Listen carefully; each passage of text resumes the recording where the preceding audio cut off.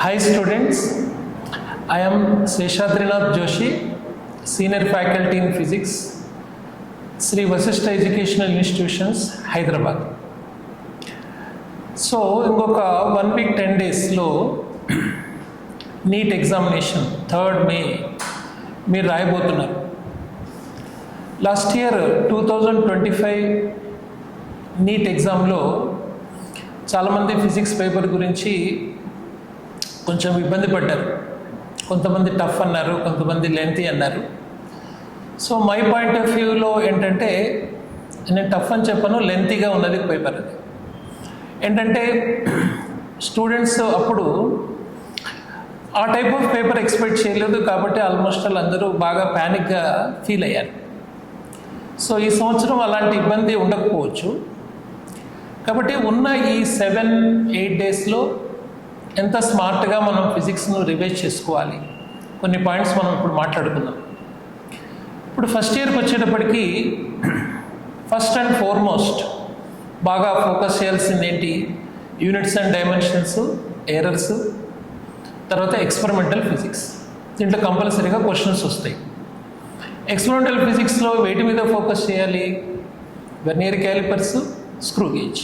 దీని మీద కంపల్సరీగా క్వశ్చన్స్ మనం చూస్తున్నాం కదా past ఎగ్జామినేషన్స్లో.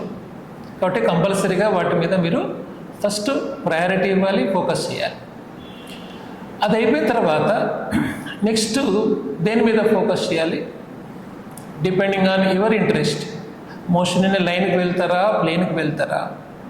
Motion in line, plane అంటే అన్నీ కూడా ఈక్వేషన్స్ ఆఫ్ మోషన్ మీద బేస్డ్ అయి ఉంటాయి. కొన్ని డిఫరెన్షియేషన్, ఇంటిగ్రేషన్ బేస్డ్ మీద క్వశ్చన్స్ కూడా కొన్ని ఉంటాయి.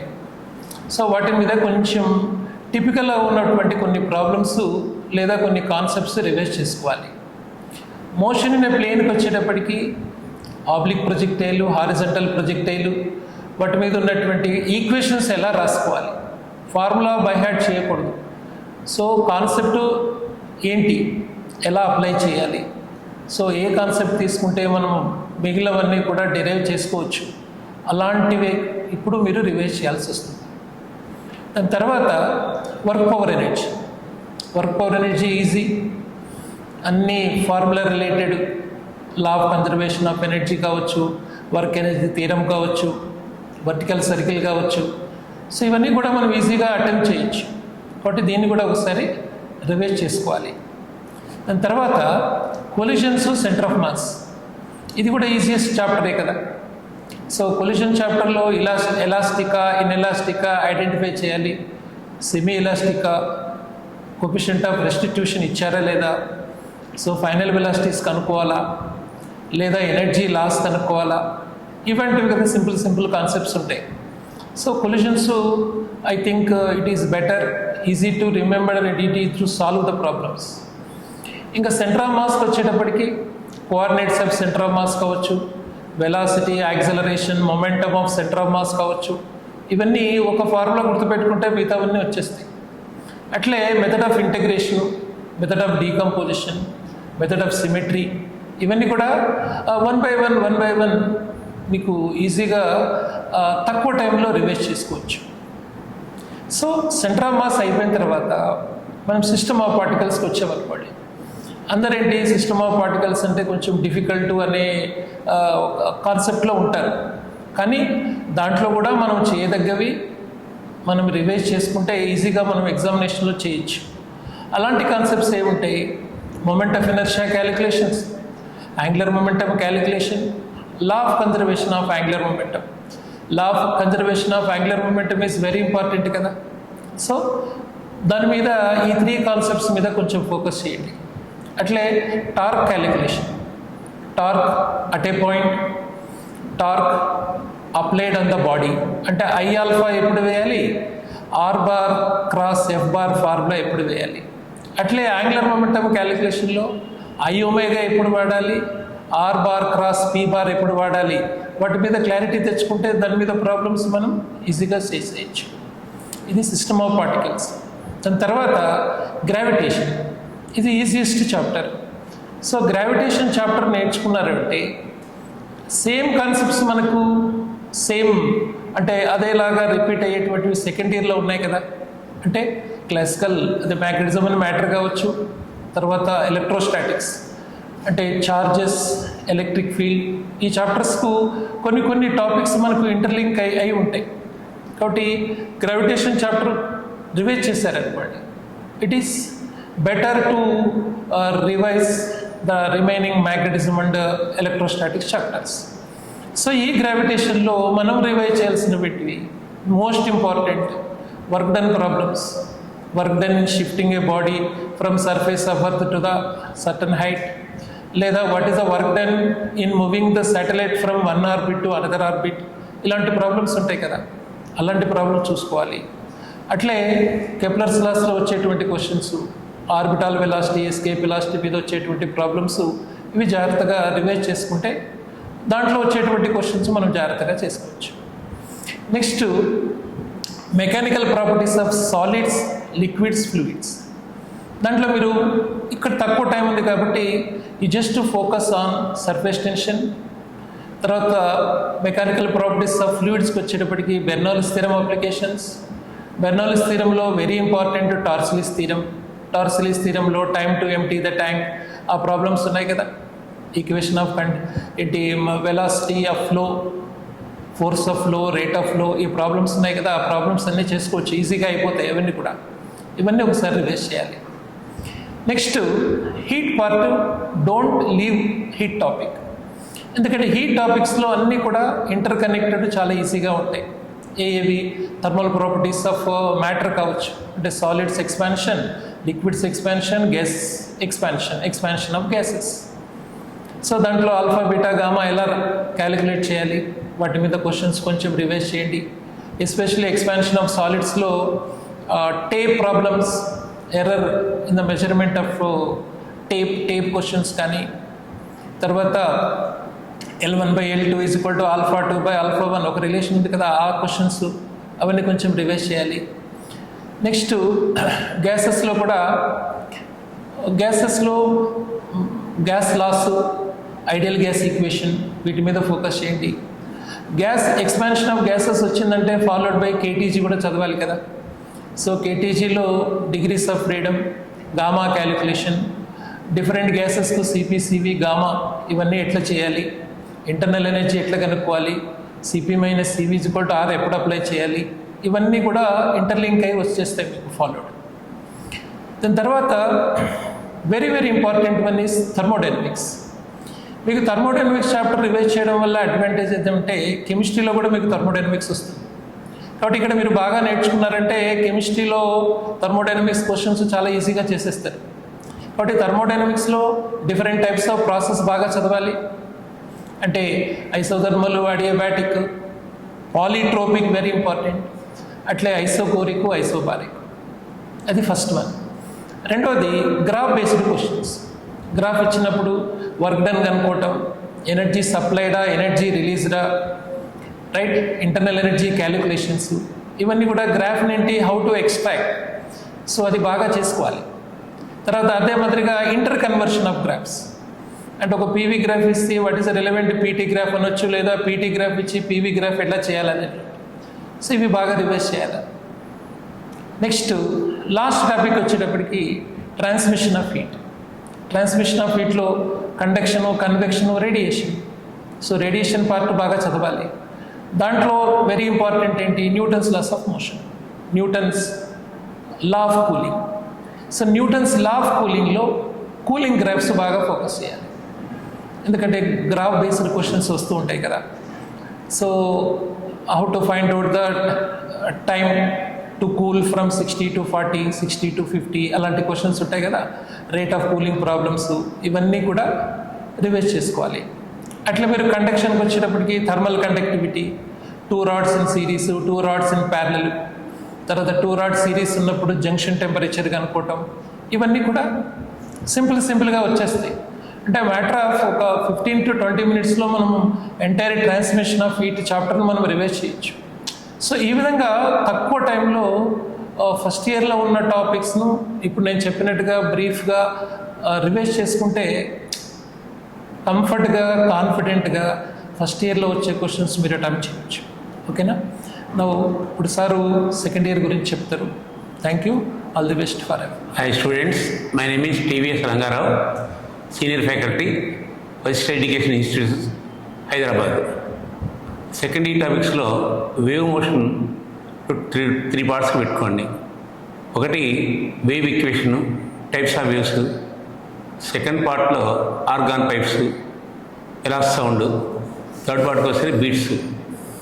ఇవన్నీ కొద్దిగా ఇంటర్నెట్ లింక్డ్ అయినా టాపిక్స్ ఈజీగా ఉంటాయి, అందరూ అటెండ్ చేసే ఛాన్స్ ఉంది. నెక్స్ట్ రే ఆప్టిక్స్కి వచ్చేసరికి అది కూడా త్రీ పార్ట్స్ ఉంటుంది. రిఫ్లెక్షను, రిఫ్రాక్షను, స్పెరికల్ సర్ఫేస్ అదో ఒక పార్ట్, లెన్సెస్ అదో ఒక పార్ట్, ప్రిజము, ఆప్టిక్ ఇన్స్ట్రుమెంట్స్.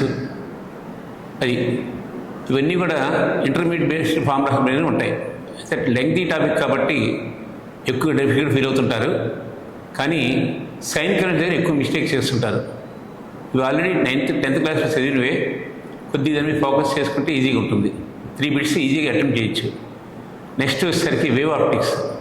వేవ్ ఆప్టిక్స్లో 3 టాపిక్స్ ఉన్నాయి: ఇంటర్ఫిరెన్స్, డైఫ్రాక్షన్, పోలరైజేషన్. ఇంటర్ఫిరెన్స్లో కూడా limited formulas, intensity, fringe width, దాని అప్లికేషన్స్. డైఫ్రాక్షన్లో Fraunhofer of diffraction. Polarisation 2 topics: Brewster's law, Malus law. అవి లిమిటెడ్ మోడల్స్ కాబట్టి ఈజీగా చేసుకోవచ్చు, రివైజ్ చేయడానికి తక్కువ టైం పడుతుంది. Next electric charge fields. దీనిలో కులుమ్స్లా, ఎలక్ట్రిక్ ఫీల్డ్, డైపోలు, ఇవన్నీ కూడా డైరెక్ట్ ఫార్ములా బేస్డ్ ఉంటాయి. ఎలక్ట్రిక్ ఫ్లక్స్ కంపల్సరీ ఇస్తున్నాడు, ఎలక్ట్రిక్ ఫ్లక్స్ గాస్లా మీద, అవి కూడా ఈజీగా ఉన్నవి. నెక్స్ట్ పొటెన్షియల్ కెపాసిటర్లో పొటెన్షియల్ టాపిక్. ఈ చార్జెస్ ఫీల్డ్స్కి పొటెన్షియల్ కెపాసిటర్కి మీరు కన్ఫ్యూజ్ అయ్యేది ఇదే. Sign convention, sign force, charges fields, electric field strength, force అన్నప్పుడు సైన్ ఆఫ్ ది ఛార్జ్ బట్టి ఫోర్స్ మార్క్ చేస్తాం. ఫార్ములాలో సైన్ రాయక్కర్లేదు. పొటెన్షియల్ కెపాసిటర్, పొటెన్షియల్ ఎనర్జీ ఉందనుకోండి, అది scalars, sign of the charge substitute చేయాలి. నెక్స్ట్ కెపాసిటర్స్లోకి వచ్చేసరికి series parallel combination, effect of dielectric. ఇవి కెపాసిటర్ బ్యాటరీ కనెక్ట్ చేసామంటే పొటెన్షియల్ కాన్స్టెంట్, అది గుర్తుపెట్టుకుని చాలు. బ్యాటరీ డిస్కనెక్ట్ అంటే charge constant. Remaining simple based చేసుకోవచ్చు. Next current density, drift velocity, Ohm's law, resistors. ఇంతవరకు ఒక సెట్లో తీసుకోండి, 1 or 2 క్వశ్చన్స్ వస్తాయి దీనిలో. ఈ cells, Kirchhoff laws, Wheatstone bridge, meter bridge, ఇవి కూడా కొద్దిగా సింపుల్గా ఉంటాయి. మొన్న 2025 క్వశ్చన్ పేపర్లో 2 క్వశ్చన్స్ వచ్చాయి: అన్బ్యాలెన్స్ బిజీ, బ్యాలెన్స్ బిజీ. చూడటానికి లెంగ్తీగా ఉన్న కొద్దిగా ఒకటి ఈజీగా చేసుకోవచ్చు బ్యాలెన్స్ బిజీ అయితే. నెక్స్ట్ వచ్చేసరికి magnetism matter. Magnetism matter, gravitation, electric charge fields ఇవన్నీ కూడా ఫార్ములా ఒకేలా ఉంటాయి. ఇవి Coulomb's law, field strength, potential, potential energy, work done, ఇవన్నీ కూడా సిమిలర్గా ఉంటాయి. కంపల్సరీ 2 క్వశ్చన్స్ వస్తుంటాయి దీనిలో.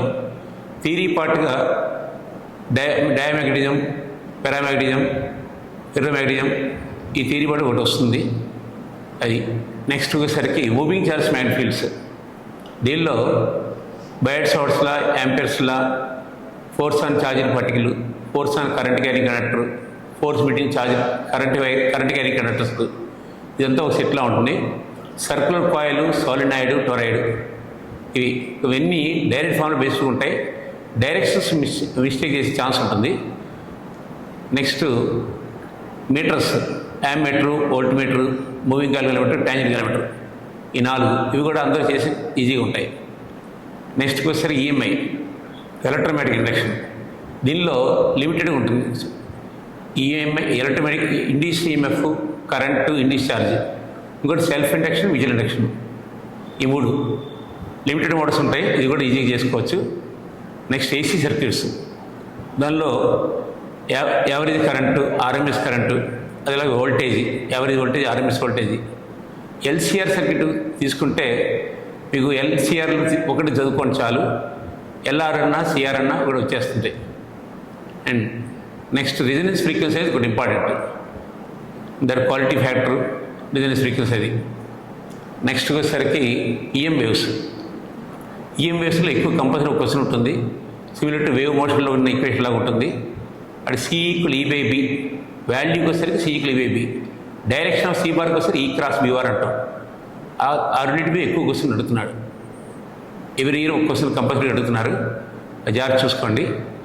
నెక్స్ట్ ఈఎం వేవ్స్లో టైప్స్ ఆఫ్ వేవ్స్ ఉన్నాయి. Basic questions E equal H nu HC by lambda, wave with increasing order ఒకటి తీసుకున్నాం అనుకోండి. వేవ్ విత్ ఇంక్రీజింగ్ ఆర్డర్ తీసుకుంటే ఫ్రీక్వెన్సీ వస్తుంది, ఎనర్జీ వస్తుంది. ఇదే ఫార్ములాలో డ్యూయల్ నేచర్ కూడా వాడుకోవచ్చు. Equal H nu HC by lambda ఆ 12,400 by lambda in angstrom, energy value electron volt, దాని మీద ఎక్కువ ఉంటున్నాయి. ఇదే ఫార్ములా బేస్ చేసుకుని డ్యూయల్ నేచర్లో ఫోటోఎలెక్ట్రిక్ ఎఫెక్ట్ మ్యాటర్ వేవ్స్ ఉంది. ఇది లిమిటెడ్ 2 మోడల్సే ఉంటాయి. ప్రాబ్లమ్స్ గ్రాఫ్స్ ఉన్నాయి ఇక్కడ, గ్రాఫ్స్ మీద కొద్దిగా ఫోకస్ చేయండి. నెక్స్ట్ యాటమ్స్ ఉంది. యాటమ్స్ వచ్చేసరికి కెమిస్ట్రీలో బోర్డ్స్ ఫస్ట్ ఇయర్ కెమిస్ట్రీలో అటామిక్స్ చదువుతారు. అదే ఫార్ములా ఇక్కడ కూడా పెద్ద డిఫరెన్స్ ఏం లేదు. And types of hydrogen spectrum మీద and Lyman series, Balmer series limit, అది ఒకటి జాగ్రత్త చూసుకోండి. ఈజీ టాపిక్, అది అందరూ చేసే టాపిక్. నెక్స్ట్ వచ్చేసరికి న్యూక్లియర్లో అంత థియరీ పార్ట్ ఎక్కువ ఉంటుంది. And mass defect, binding energy curve, and nuclear forces, ఇవి రేడియో యాక్టివిటీ అంటే మొత్తం చేయక్కర్లేదు. Just alpha decay, beta decay, gamma decay తీసుకుంటే చాలు. Half life, mean life period చేయక్కర్లేదు, అవుట్ ఆఫ్ పోర్షన్ అవి. ఇక న్యూక్లియర్ ఫ్యూజన్ ఉన్నాయి. అవి limited models. Energy, power of the reactor, energy release by the reactor, ఆ 2 ఫార్ములాలు ఉన్నాయి, లిమిటెడ్గా చూసుకోవచ్చు. Next pair annihilation, pair production, అదొక topic. 2 models. And particle antibody combine అయితే గామా ఫోటన్ వస్తుంది. రివర్స్ గామా ఫోటన్ నుండి పార్టికల్ యాంటీబాడీ రావటం, ఆ ఒక మోడల్ తీసుకుంటే సరిపోతుంది. అండ్ లాస్ట్కి వచ్చేసరికి సెమీ కండక్టర్స్. దీనిలో అందరూ కూడా పర్ఫెక్ట్గా ఉంటారు. దీనిలో అందరికీ ఇష్టమైన టాపిక్ లాజిక్ గేట్స్. కొంత జీనా డయోడ్ సర్క్యూట్ ఉంది, రెగ్యులేటర్ సర్క్యూట్, అదొకటి. డయోడ్స్లో P type, N type. PN junction డయోడ్లో ఫుల్ వేవ్, హాఫ్ రెక్టిఫైర్, అది చూసుకోండి. ఏనా second compare to first year, second year కొద్దిగా ఈజీగా ఉంటుంది. ఎందుకంటే ఒకదాని ఇంటర్లింక్డ్గా ఉండదు ఎక్కువగా. అది ఇక్కడ జాగ్రత్తగా ఫోకస్ చేసుకుంటే సెకండ్ ఇయర్లో ఎక్కువ స్కోర్ చేసుకోవచ్చు. ఎక్కువ మంది మోడర్న్ ఫీజ్ చేసుకుంటుంటారు. అంటే dual nature, atoms, nucleus, semiconductor, wave motion, అలాగే వేవ్ ఆప్టిక్స్ సెలెక్ట్ చేసుకునే టాపిక్స్, మ్యాగ్నెటిక్ మ్యాటర్, ఇవి జాగ్రత్తగా చేసుకుంటే సెకండ్ ఇయర్ ఎక్కువ స్కోర్ చేసుకోవచ్చు కంపేర్ టు ఫస్ట్ ఇయర్. అది ఆల్ ది బెస్ట్.